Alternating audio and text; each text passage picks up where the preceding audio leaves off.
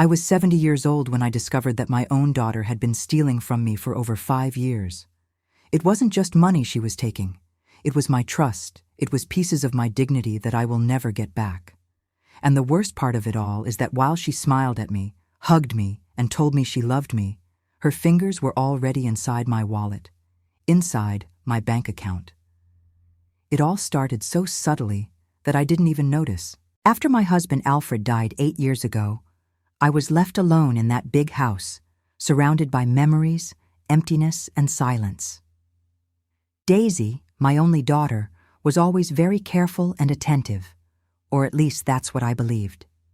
She would come visit me 3 times a week, bring fresh fruit from the market, help me with the bills, organize my medications. I felt blessed to have such a dedicated daughter. My friends from church were always complaining that their children had abandoned them, but I would always say with pride that Daisy was different, that she truly loved me. But one Tuesday afternoon, my life turned upside down. I was trying to pay the electric bill over the phone when the representative told me that my account had insufficient funds. It didn't make any sense. Alfred's pension always came in on the first of the month, and I was careful with my spending. I asked her to check again, but the result was the same. I hung up the phone with my hands ice-cold from nervousness and went to look for my bank statements, those papers I religiously kept in a shoebox inside the closet. I sat on the bed and began looking at the numbers one by one. And it was there, in that afternoon light coming through the window and illuminating those pages, that I saw it. Transfers, dozens of them, hundreds of them, always in the same pattern, amounts between $1,000 and $3,000, leaving my account for an account I didn't recognize. My eyes filled with tears, but not from sadness yet, just confusion. Who was doing this? Had someone stolen my information? I immediately thought of calling Daisy, my daughter who always solved everything for me, who had handled my finances since Alfred passed away. I picked up the phone, but something made me stop. A voice inside, a feeling I didn't want to hear. I went back to the statements, and this time I paid attention to the dates. The transfers always happened on Tuesdays and Thursdays, exactly on the days when Daisy came to visit me. Exactly on the days when she would say she was going to organize my things while I made coffee in the kitchen. My stomach turned. It couldn't be. Not my daughter. Not the girl I raised and breastfed. I spent 3 days without sleeping properly, just tossing and turning in bed with those numbers dancing in my head. I didn't tell Daisy anything. When she showed up the following Thursday with her wide smile and a tight hug, I felt my entire body tense up.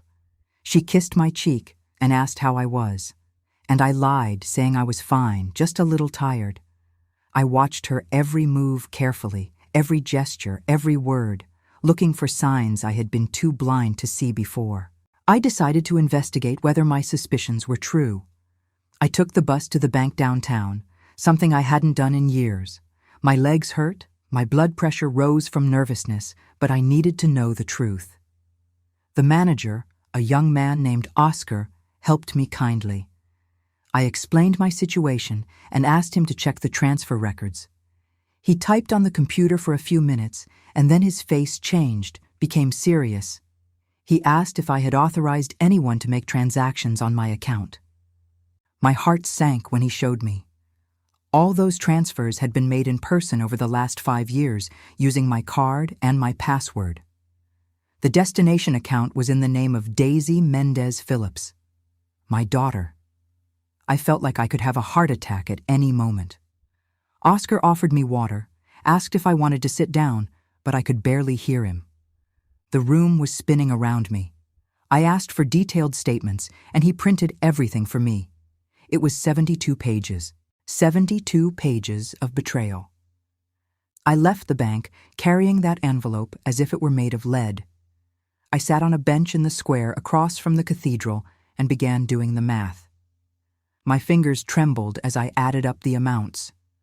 Over $400,000. Almost all the money Alfred had left for me. The money he had saved during 40 years working as a teacher, waking up early every day, saving every penny so that I could have a peaceful retirement. All of it disappearing little by little, month after month, year after year, into the hands of our only daughter. I remembered all the times Daisy had asked me to let her keep my bank card, saying I might lose it, that it was safer for her to take care of it. I remembered how she always insisted I not worry about the bills, that she would handle everything. I remembered her constant visits, the way she always found an excuse to be alone in my room for a few minutes. Everything made sense now, a cruel and devastating sense. My daughter wasn't coming to visit me out of love. She was coming to rob me. I cried there in that square like I hadn't cried since Alfred's funeral. People walked by and looked at me with pity, but no one could understand the pain I felt. It wasn't just the loss of the money, it was the loss of my daughter, of the image I had of her, of the family I thought I had. I felt completely alone in the world, betrayed by the only person I trusted blindly. It took me a week to gather the courage to confront her. That week, I rehearsed 1,000 times what I was going to say, how I was going to say it, but nothing seemed right. How do you accuse your own daughter of stealing from you? How do you look into the eyes of the person you gave birth to and call her a thief? The night before the confrontation, I went to her room. The room that had remained intact since she left home 20 years ago. I looked at the photos on the wall, the school awards, the childhood drawings. Who was that girl? Where did I go wrong? When Daisy arrived the following Tuesday, I let her in normally. I made coffee as always, but this time I placed the bank statements on the living room table. When she saw the papers, her face lost all its color. She knew that I knew. The silence between us was awkward. I asked her to sit down, and then I asked her how long she thought she was going to be able to deceive me. First, she tried to deny it. She said it must be a mistake, that someone must have cloned my card. But when I showed her the bank document confirming that the transfers were made in person and that they were going to her personal account, she fell apart. Tears began streaming down her face, but I no longer felt sorry. I wanted answers. I wanted to know why.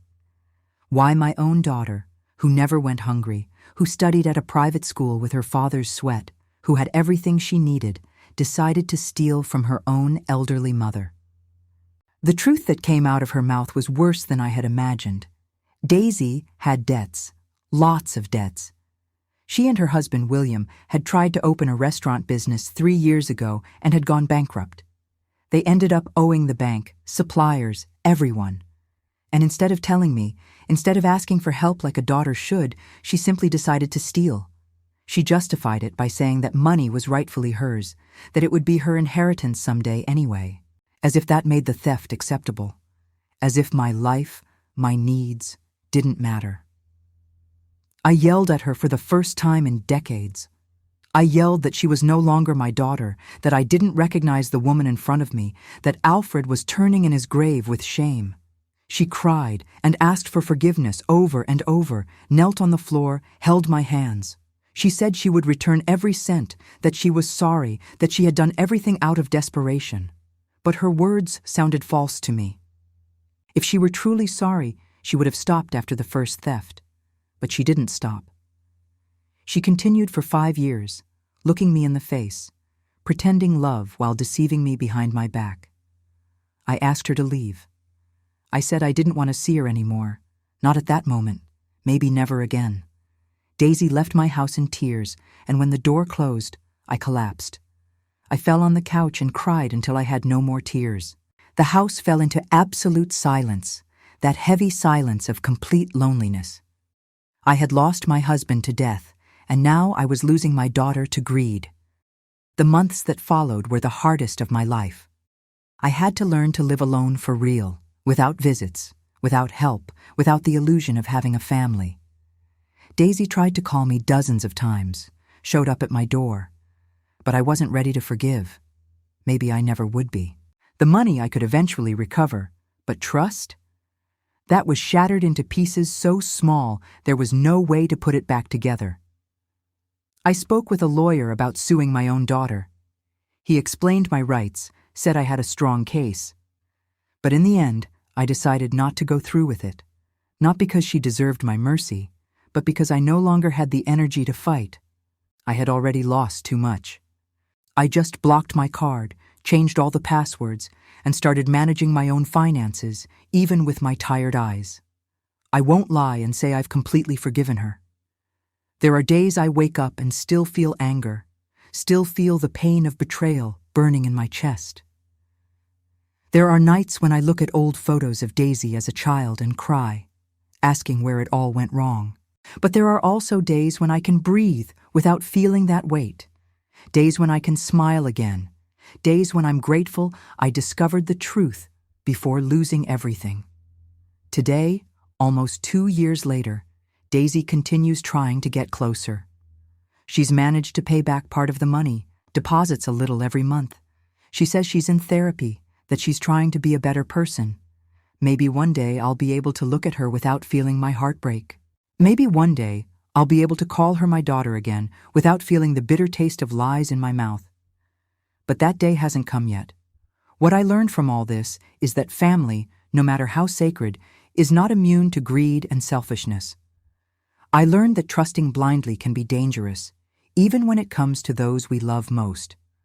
I learned that I am capable of surviving alone, that my strength comes from within, not from who is around me.